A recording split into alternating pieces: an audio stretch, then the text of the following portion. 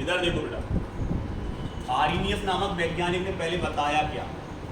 तो आर्हीनियस ने ये बताया कि किसी भी रासायनिक अभिक्रिया में अगर हम बात करें तो किसी भी रासायनिक, बेटा पहले समझ लो इसको, किसी भी रासायनिक अभिक्रिया में अगर हम बात करें तो किसी भी रासायनिक अभिक्रिया में ताप अगर हम बढ़ाएंगे तो सर उसके अभिक्रिया दर का मान भी बढ़ जाएगा, जिससे अभिक्रिया का वेग बढ़ जाएगा। मतलब ताप बढ़ाने पर रासायनिक अभिक्रिया का वेग या अभिक्रिया की दर बढ़ जाती है। ये किसने बताया? आर्हीनियस ने। मतलब ताप के प्रभाव को समझाया अभिक्रिया के दर पर। सर ये बढ़ कैसे गया? तो ये ऐसे बढ़ गया बेटा, यहाँ देखो गया, ये अंश है और ये हर है, समझते हो ना? ऊपर वाला हिस्सा काय का होता? अंश का। नीचे वाला हिस्सा हर का। जल्दी से बताओ, हमने लिखा 2/3 और हमने लिखा 2/10। देखो हर बढ़ा दिए हमने, देखो हर बढ़ा दी तो अंश का मान कम हो जाता है, बिल्कुल हो जाता है। दिख रहा? देखो अगर हर बढ़ा देंगे तो अंश का मान क्या हो जाएगा? कम। ये वो है कि दो चीजों के 3 हिस्से और ये है दो चीजों के 10 हिस्से, तो मान छोटा नहीं हो गया? छोटा हो गया कि नहीं? दो चीजों के 10 हिस्से और दो चीजों के 3 हिस्से, तो बड़े बड़े हिस्से होंगे 3, लेकिन दो चीजों के 10 हिस्से करोगे तो छोटे छोटे हिस्से होंगे। तो यहां पर अगर अपन बात करें कि अगर हम हर का मान बढ़ा दें, हर में क्या है आपका? देखो ताप, समझ रहे हैं इस चीज को? तो अगर हम ताप का मान बढ़ा दें तो सर ये का मान कम हो जाएगा। बिल्कुल सही है। देखो ऊपर देखो, अगर हम ताप का मान हर को बढ़ा दें तो अंश का मान कम हो जाएगा। तो यहां पर अगर हम ताप का मान बढ़ा दें सर, मतलब हर बढ़ा दें, तो उसकी अंश क्या हो जाएगी? कम हो जाएगी।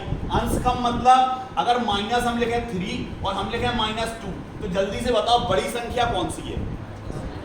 तो आप कहोगे -2 बड़ा है। समझ गए कि नहीं? तो जब ये और ये काय में है? माइनस में।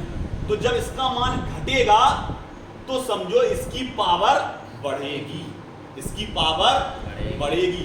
जब ए की पावर बढ़ेगी, आ गया समझ में, तो के का मान भी बढ़ेगा, तो अभिक्रिया की दर भी बढ़ेगा। अब आया समझ में? अब आया समझ में? अभी तुम रट रहे, अभी समीकरण के आधार पर तुम्हें ये समझ में नहीं आ रहा था कि ए का मान कैसे बढ़ा। समझ रहे कि नहीं? अब इधर देखो, तो उन्होंने एक समीकरण दिया बेटा, जिस समीकरण को हम क्या कहते हैं? आर्हीनियस समीकरण कहते हैं। अब आर्हीनियस समीकरण की अगर हम बात करें तो उन्होंने एक समीकरण दिया k = a e की पावर -e/RT, इसको दिया इक्वेशन नंबर 1। क्लियर? अब यहां पर बात करते हैं हम कि ये क्या है? दर स्थिरांक। e क्या है बेटा? प्राकृतिक लॉगरिथम आधार है। a क्या है? आर्हीनियस स्थिरांक। e सक्रियण ऊर्जा और r गैस स्थिरांक। तो इसके 3 अलग अलग मान हैं। मोल प्रति केल्विन में अलग होता है, केल्विन मोल प्रति केल्विन में अलग होता है, जूल में अलग होता है। और आपको यही वाला याद करना है पेपर के लिए, ये वाला। अब हम बात करते हैं, ये क्या थे सब आपके गैस स्थिरांक। ताप हमेशा किस में रखोगे? केल्विन में, जो भी आए। तो समीकरण 1 का बेटा लॉग ले लिया, सामान्य लॉग लेना है, तो अपन ने लॉग लिया तो ln k और ln a ये इंटू में है तो दोनों में लॉग लगेगा, इसमें भी लॉग लगेगा और इसमें भी लॉग लगेगा। ln e का वैल्यू कितना होता है? 1। ln e का वैल्यू 1 होता है, तो यहाँ 1 रखोगे तो केवल लॉग ही बचेगा और माइनस में ये बचेगा। क्लियर? आ गया समझ में? अब यहाँ पर अगर अपन बात करें, ये जो समीकरण लिया इसको ln को काय में बदल रहे हैं, तो जैसे ही लॉग में बदलोगे 2.303 से क्या हो जाएगा? उसमें मल्टीप्लिकेशन हो जाएगा उसका। तो देखो हमने क्या लिया, सेम टू सेम यही चीजें लिखी सर। यहाँ ln की जगह देखो लॉग कर दिया और वहाँ 2.303 का क्या कर दिया? गुणा।